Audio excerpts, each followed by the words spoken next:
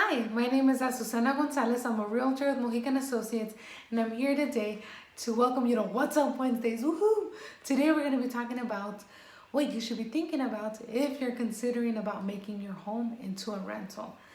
You know, a lot of people like to flirt with the idea. I'm not gonna lie. My husband and I have thought about it. We're like, oh, what about this and that and all this kind of stuff. And it's you get into the world of what ifs. But here are some what ifs that you need to think about. Okay. So first of all, you got to think about the location of your home. What is the market? Are there other homes in your neighborhood that are for rent? That is going to be a really good indicator of how much income you could be receiving if you make your your current home a rental. Most importantly, you also got to think about where you're going to live once it comes down to you renting out the house, right? Because you need to make sure you have somewhere to go. If you're renting a room, this isn't quite the video for that, but there's a different number of points that you can definitely apply for that as well. So again, where are you going to live if you turn your current home into a rental? And I can definitely help you with that, especially if you're looking to buy something else. Let's sit down and talk. I can also help you with the rental portion of it. So then where are you going to live, and then who's going to be renting from you, right? Getting to know how much can I market my home for? Can I be competitive and still make some income? Because essentially, if your monthly payment for the house is $1,200, let's just say, but the going rates for other houses in your area are $1,000, you could take a chance and put the home on the market for $1,200 monthly rent, knowing that you're not going to get nothing out of it, right?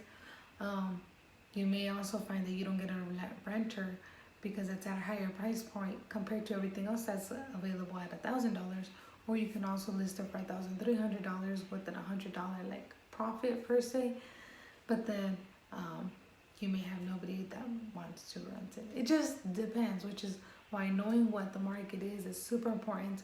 Again, if you need information about that, definitely contact me. I'm here to help.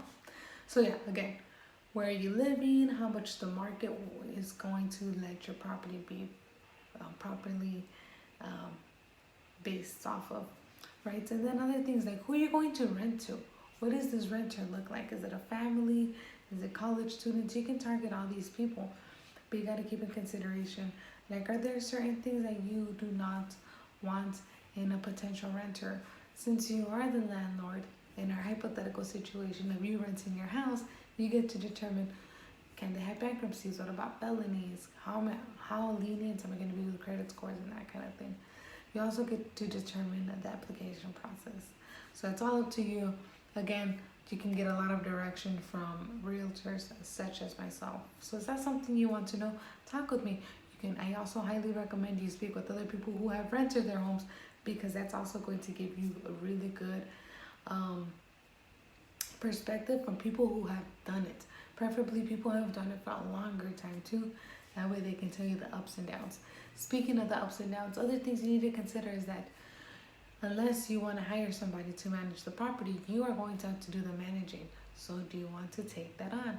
Basically, who are they going to call at 3 a.m. if the toilet backs up and it's flooded the house? Yep, it happens. It totally happens. Who's going to have to deal with the renter if the rent is not paid in time?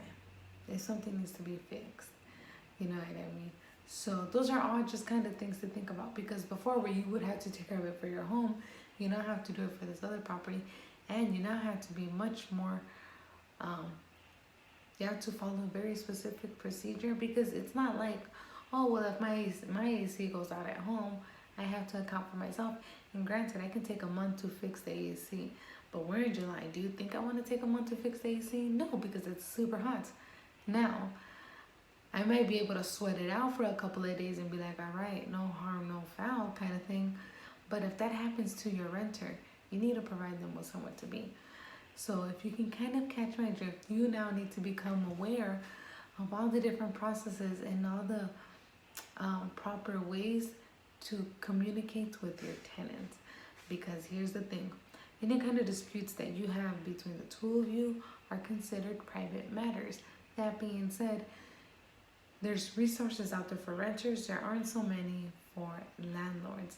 So you can bet your bottom dollar that they're going to be much more protective of the renter than they are of the landlord, okay? So then that being said, if you didn't give somebody a 30-day notice that the lease was not going to be renewed, it goes on a month-to-month basis for the most part, or whatever the contract says. The lease says, if you didn't give that 30-day notice, even if you have that verbal agreement, it doesn't matter. You know what I'm saying? What is on paper reigns.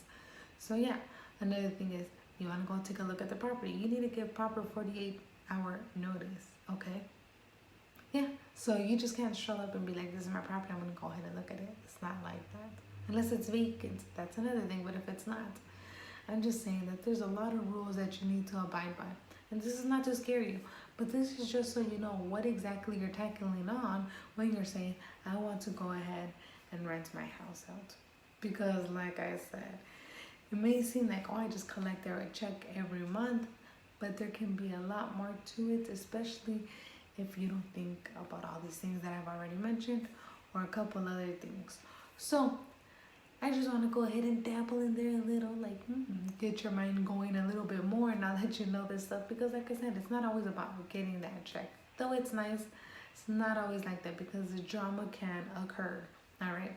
So I'm going to let you go ahead and sit with that. If you have any questions, comments, concerns, get at me. You already know how to. Until next Wednesday, I'll see you soon. Bye.